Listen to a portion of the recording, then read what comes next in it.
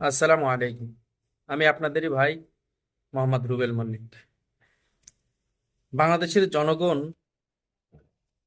বাংলাদেশের জনগণ না, আপনাকে বলছি ভাই, আপনি আপনার বুকে হাত দিয়ে বলবেন, আপনি এর আগে যতগুলো, এই যে বিগত 15 বছরে যতগুলো রমজান কাটিয়েছেন, প্রত্যেকটা রমজান কেমন কাটিয়েছেন, আর বর্তমান এই যে রমজান চলতেছে, এই রমজান কেমন কাটাচ্ছেন।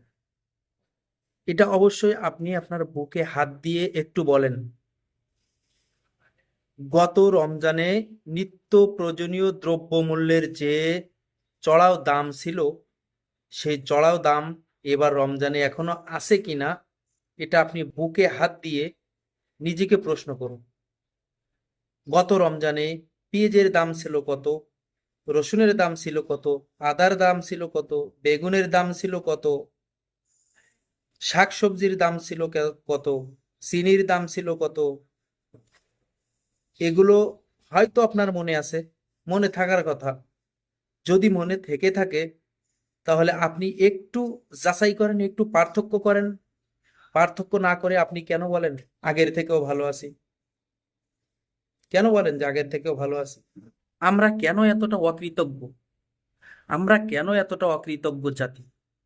আমরা এখনো অকৃতজ্ঞতা জাতিতে পরিণত হয়ে আছি বিধায় আমাদের দেশটাকে আমরা উন্নতি করতে পারতেছি না। এই যে অন্তর্বর্তীকালীন সরকার যে কাজগুলো করতেছে, এই কাজগুলোর আসলেই তারা প্রশংসার দাবিদার। সত্য কথা বলেন ভাই, আপনি প্লিজ সত্য কথা বলেন আপনার বুকে হাত দিয়ে।